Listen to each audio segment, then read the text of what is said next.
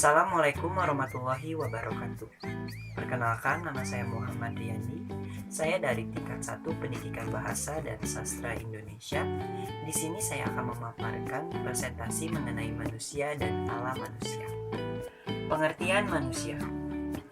Manusia adalah makhluk yang hadir pertama kali di dunia yang merupakan asal-usul kehidupan di alam semesta. Asal-usul manusia menurut ilmu pengetahuan tidak bisa dipisahkan dari teori tentang spesies yang baru yang berasal dari spesies lain yang telah ada sebelumnya melalui proses evolusi. Teori evolusi yang diperkenalkan oleh Darwin. Darwin mengemukakan teori mengenai asal-usul spesies merupakan sarana seleksi alam atau bertahannya ras-ras yang bergantung dalam mempertahankan dan memperjuangkan kehidupannya.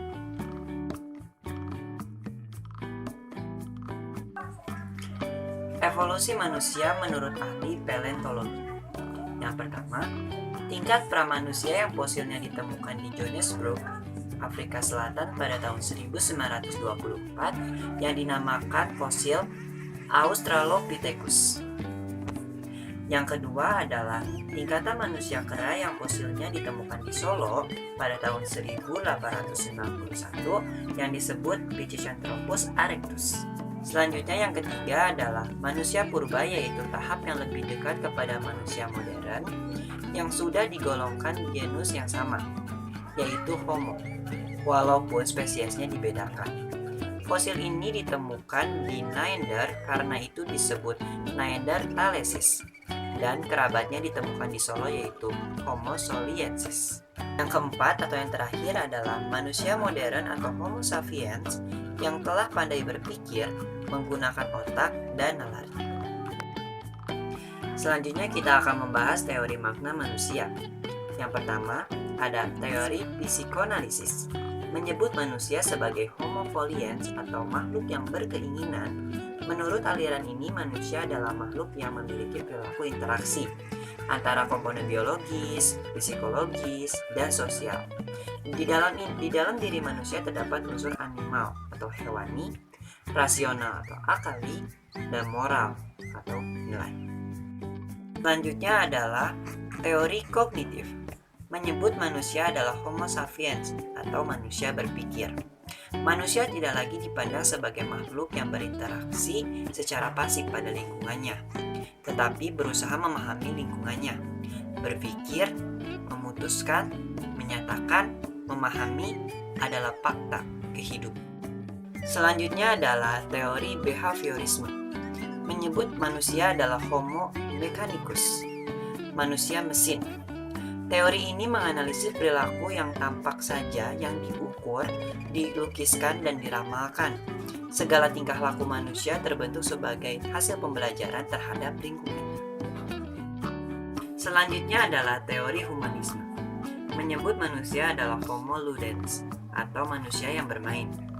Manusia berperilaku untuk mempertahankan, meningkatkan, dan mengaktualisasikan diri.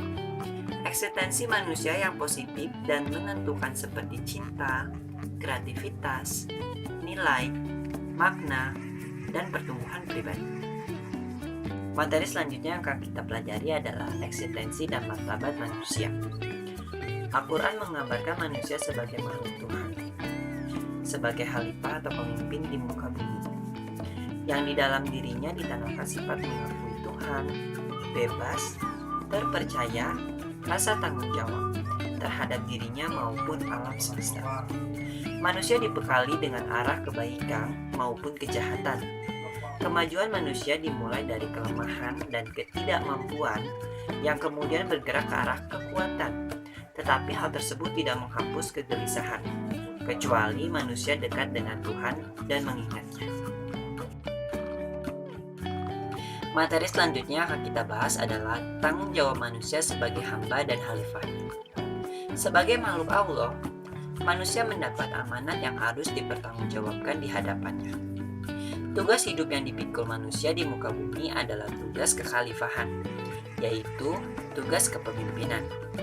Berarti manusia memperoleh mandat Tuhan atau wewenang untuk mewujudkan kemakmuran di muka bumi.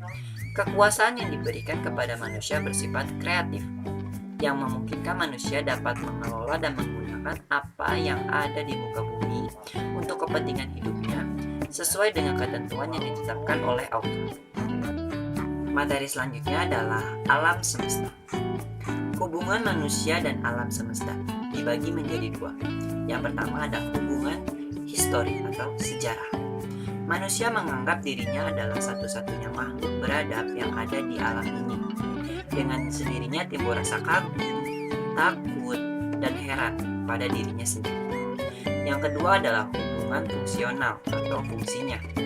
Manusia dan alam semesta merupakan satu kesatuan yang tak terpisahkan karena memiliki keunggulan pada sistem kesadaran. Maka, alam semesta menjadi objek yang sangat penting dalam kehidupannya. Pengetahuan dari alam dan teknologi akan menambah kekuatan manusia dan dapat diterapkan menempatkan alam dan sumber kehidupan alam yang tidak terbatas. Materi selanjutnya adalah istilah manusia dalam Al-Quran. Penyebutan nama. Yang pertama ada aspek histori. Penciptaan manusia disebut dengan Bani Adam. Yang kedua ada aspek biologi. Manusia yang mencerminkan sifat-sifat fisik, kimia, dan biologisnya. Yang ketiga ada aspek kecerdasan, yaitu manusia terbaik yang diberi akal sehingga mampu menerapkan ilmu. Yang keempat adalah aspek sosiologis, yaitu menunjukkan sifat sesama kelompok setiap jenisnya. Yang kelima ada aspek posisi, yaitu kedudukan sebagai hamba Allah yang harus tunduk dan patuh kepadanya. Selanjutnya adalah aspek histori penciptaannya. Al-Quran menjelaskan asal-usul manusia berasal dari air. Dalam surat Al-Anbiya ayat 30. Kenyataannya, air adalah komponen penting dari seluruh sel hidup, karena tanpa air hidup menjadi tidak mungkin. Selanjutnya adalah komponen biologisnya. Yang pertama ada taurab, yang artinya adalah tanah gemuk atau tanah sisa tumbuhan. Yang kedua ada tin, yaitu tanah lempung atau tanah liat. Yang ketiga ada tainul lazib, yaitu tanah lempung yang pekat. Yang keempat ada salsalun, yaitu tanah lempung seperti tembikar atau alat keramik. Yang kelima ada salasun min hamain masnun, yaitu lempung dari lumpur yang dicetak. Yang keenam ada salalatun min tin, yang artinya adalah dari saripati lempung. Yang terakhir adalah air, yaitu yang dianggap asal dan usul dari seluruh kehidupan. Istilah manusia dalam Al-Quran selanjutnya adalah reproduksi. Manusia berasal dari tetes sperma yang ditumpahkan. Sel telur yang telah dibuahi tertanam dalam lendir rahim kira-kira pada hari ke-6.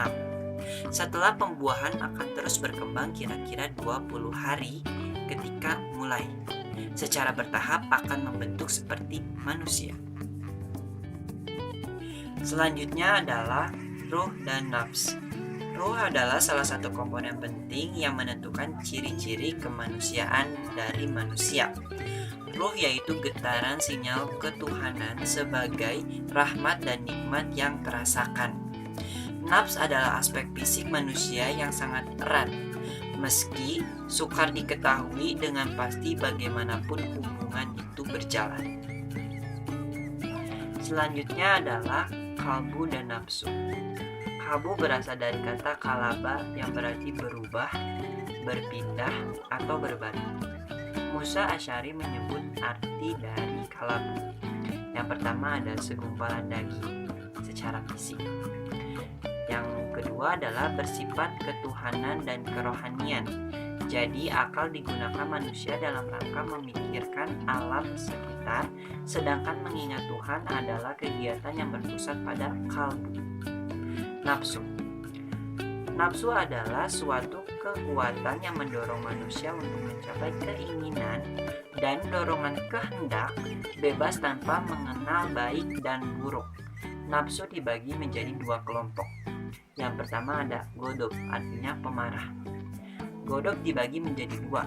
Ada lawamah, yang artinya memiliki kecenderungan tamak pada orang yang serakah dan suka makan banyak dan enak.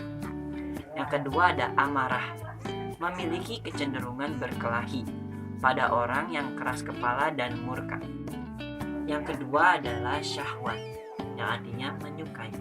Syahwat dibagi menjadi dua. Yang pertama ada supiah, yang artinya kecenderungan pada istri, ibu, atau bapak. Pengaruh yang ditimbulkan seperti gemar menyelidiki, gemar mengomel, dan lainnya. Yang kedua ada mutmainah, yang artinya kecenderungan pada berkemanusiaan, kebijakan atau etika, kecintaan, keadilan yang ditimbulkan seperti janji suci, sabar, dan budi luhur. Selanjutnya adalah karakteristik manusia. Karakteristik manusia dibagi menjadi 4. Yang pertama ada aspek kreasi. Apapun yang ada di tubuh manusia sudah dirakit dalam suatu tatanan yang terbaik dan sempurna dalam penciptaannya. Yang kedua adalah aspek ilmu. Hanya manusia yang mempunyai kesempatan untuk memahami. Hewan hanya terbatas pada naluri dasar dan tidak bisa dikembangkan melalui pendidikan dan pengajaran. Yang ketiga ada aspek kehendak. Manusia memiliki kehendak yang menyebabkan bisa mengadakan pilihan-pilihan dalam hidup terhadap suatu pola yang telah baku dan tak akan berubah. Yang keempat ada pengarahan akhlak. Manusia adalah makhluk yang dapat dibentuk akhlaknya, dan manusia dapat berubah perilaku karena lingkungannya. Mungkin hanya seperti itu yang bisa saya sampaikan. Mohon maaf bila ada kekurangan dalam penyampaian materi maupun dalam pengucapannya. Terima kasih, semoga bermanfaat. Wassalamualaikum warahmatullahi wabarakatuh.